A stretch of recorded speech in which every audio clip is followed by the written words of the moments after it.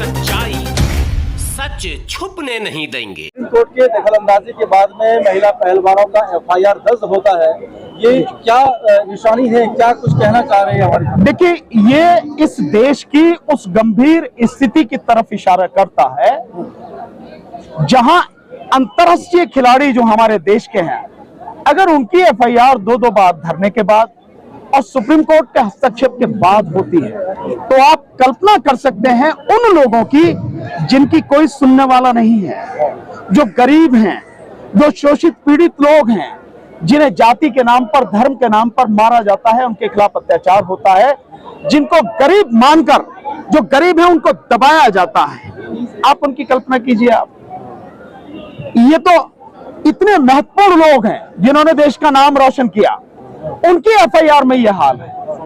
और ये इस बात की तरफ भी इशारा कर रहा है, अभी यहाँ पे कुछ जो लोग वो कह भी रहे हैं, बल्कि जो खिलाड़ी हैं वो कह रहे हैं कि ये तो आज की बात आ रही है सामने, ये तो पिछले 25 साल पहले भी यही होता था।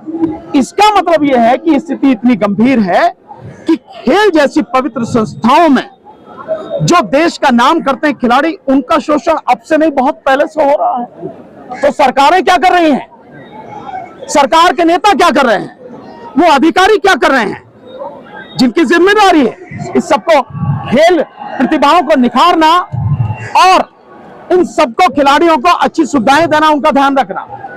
इस स्थिति की गंभीरता को समझिए आप। लेकिन जिस बाहुबली नेता पर यह आरोप लगा है, उनका सीधा कहना यह है कि आप जांच करा लीजिए और जांच कराने में यदि कुछ ऐसा दोषी पाया जाता है तो मैं खुद ही जांच में सपोर्ट करूंगा।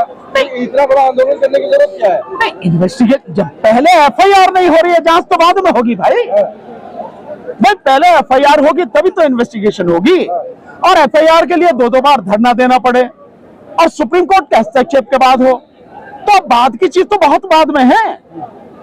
अब अगर उनको लगता है भाई जांच करा लीजिए, अपराधी हैं कुछ, अब इन्वेस्टिगेशन होगी, इन्वेस्टिगेशन में पूरा पुलिस को सहयोग दीजिए और पुलिस फेयर इन्वेस्टिगेशन करे, जो दोषी हो उसके खिलाफ कार्रवाई करे, जो दोषी ना हो उसको छोड़े।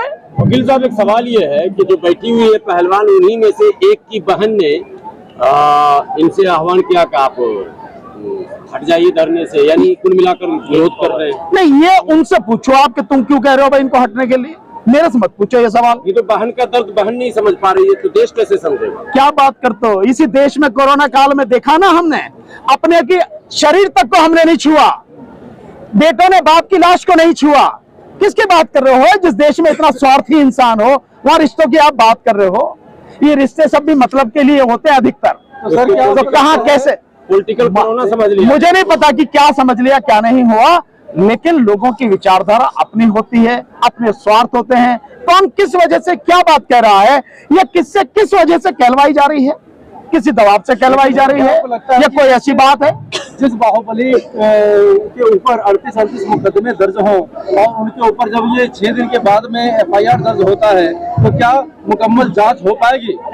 मैं तो बहुत पहले से कह रहा हूं, अगर जांच मुकम्मल होती या इन्वेस्टिगेशन फेयर होती तो पहले ही एफआईआर हो गई होती ना।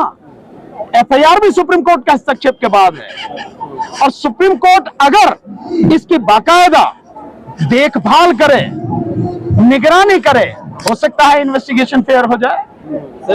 और हो सकती थी इन्वेस्टिगेशन फेयर मेरे विचार से, अगर जिन पुलिस वालों को पहली ही बार इन्होंने कंप्लेंट दी थी, उन्होंने जो एफआईआर नहीं करी, उनके खिलाफ एफआईआर सुप्रीम कोर्ट कराने के आदेश देती, तब शायद हो जाता कुछ। सर, ब्रिजभूषण सिंह पे 2 भी दर्ज की गई है, एक यौन का अधिक पास कर, उसमें सजा का क्या प्रावधान है? नहीं, सजा तो बतेरी है भाई, प्रावधान सजा तो आजीवन कारावास तक है, सजा की तो कोई वो नहीं है। बट बात यह है कि पहले इन्वेस्टिगेशन तो हो फेयर तरीके से, सजा तो बाद में आएगी। पहले इन्वेस्टिगेशन हो, इन्वेस्टिगेशन फेयर होने के बाद में चार्जशीट फाइल हो, उसके बाद में वहां प्रॉपर तरीके से कोर्ट में केस हो, गवाही हो, सबूत आए, उसके बाद की बात है ना सजा की। तो बिजली काटी जा रही है जिस तरीके से यहाँ से कहा जा रहा था। अरे गर्दन नहीं काट दी भाई, इस बात का शुक्र मनाओ आप, अभी तो बिजली काटी भाई। बहुत कुछ हो सकता है। साहब, यहाँ बिल्किस बानो के अपराधियों को संस्कारिक आकर छोड़ा जा सकता है, तो क्या आपको लगता नहीं कि ब्रिजभूषण के साथ भी कुछ, वो भी तो संस्कारी हैं? लगता नहीं, मैं तो जानता हूँ भाई, इस देश में न्याय नहीं मिलता किसी को, केवल न्याय का एक ड्रामा होता है। देर सवेर कहीं किसी के पक्ष में फैसला आ जाता है, बाकी कुछ नहीं है। न्याय नहीं मिलता यहाँ पर। ऐसा लगता है कि संस्कारी ठाकुर उनको घोषित किया जा सकता पता नहीं, आपको घोषित करवा दो, आप ये करने अपने आप कर लें, मेरा इससे क्या। और सरकार कहती है पूरी संवैधानिक व्यवस्था से सरकार चला रही है, सरकार के कहने से चीजें नहीं बदलती हैं। सरकार तो कहती है बेटी बचाओ बेटी पढ़ाओ, तो ये बेटियां क्यों बैठी हैं? यही कहती है ना सरकार। सरकार तो ये कहती है कि इस देश में सब कुछ बढ़िया हो रहा है। क्या बढ़िया हो रहा है? सरकार ने अपने आप ही 2022 में संसद में जानकारी दी कि 22 करोड़ लोगों ने हमसे रोजगार मांगा, हम केवल 7 लाख को दे पाए। यही सरकार कहती है ना। यही सरकार है जो एक तरफ कहती है कि देश विकास कर रहा है, लेकिन इसी देश में से पिछले 9 साल में से 10 लाख अरबपति, खरबपति, करोड़पति देश को छोड़कर विदेशों की नागरिकता ले ली है, विदेशों की। तो ये विकास है, ये सरकार का कहना है। और सरकार कहती है देश में बहुत बढ़िया शिक्षा है, लेकिन आज की तारीख में 8 लाख बच्चे पर ईयर इस देश को छोड़कर विदेशों में जाके शिक्षा ले रहे हैं। ये सरकार कहती है। और सरकार कहती है सब कुछ बढ़िया हो रहा, बड़ा विकास हो रहा है। 60 साल में इस देश ने 55 लाख करोड़ रुपए कर्जा लिया, और 8 साल में इस देश ने 9 साल में इस देश ने 110 लाख करोड़ रुपए कर्जा और ले लिया। यानी जो 55 लाख करोड़ था कर्जा 2014 में, आज की तारीख में बढ़ के वो 165 लाख करोड़ हो गया। तो सरकार की कथनी और करनी, और फिर मोदी की कथनी और करनी नहीं, उसमें तो वैसे भी सर ये कह रहे हैं कि पहलवानों का ये धरना नहीं है, ये वहाँ पे पॉलिटिशियनों की एंट्री हो गई और ये पॉलिटिकल अड्डा बन गया है। वो तो पहले भी कहती थी, किसानों के आंदोलन में भी यही कहा, CNRC के आंदोलन में भी यही कहा।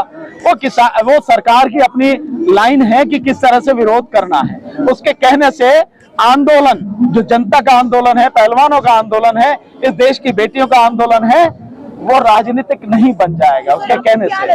ब्रजभूषण ये कह रहे हैं कि जब तक आरोप सिद्ध नहीं होता मैं अपने पद से इस्तीफा नहीं दूंगा। ये ब्रजभूषण से पूछो ना, मेरे से क्या पूछ रहे सवाल? ये तो उसने कहा है ना, मैं इसके पूछ रहा। क्या लग रहा है सर पद पे?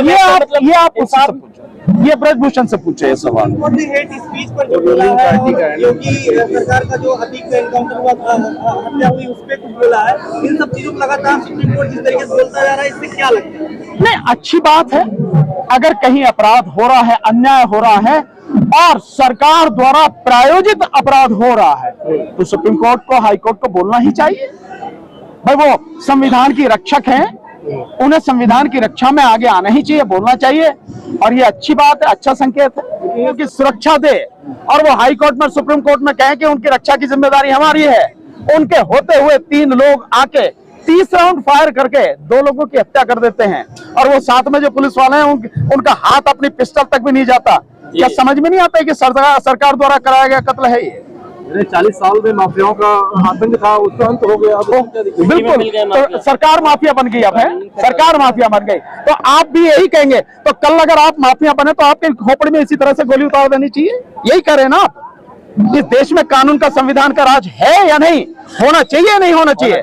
कोई भी कितना बड़ा अपराधी हो, लेकिन उसको सजा कानून के हिसाब से मिलनी चाहिए, कानून के तहत मिलनी चाहिए। अगर उसमें कहीं कमजोरी है तो आप उसको मजबूत करो। ये नहीं कि आप हथियार लेके और आप न्याय करने निकल जाएंगे। तो कल यही होगा, जिसके पास हथियार होगा, जिसके पास ताकत होगी, जो उसके विरोध में होगा, उसकी कनपट्टी पे गोली मारेंगे, काम खत्म। यही चाहते हैं आप, ऐसी व्यवस्था चाहते हैं।